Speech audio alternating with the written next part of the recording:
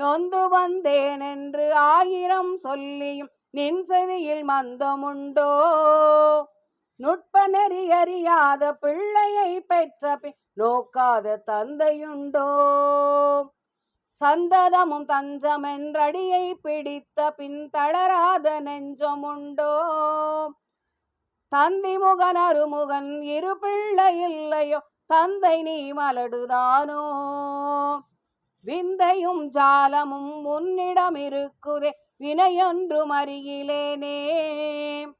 வேதமும் சாஸ்திரமும் உன்னையே புகழுதே, வேடிக்கை இதுவல்லவோ?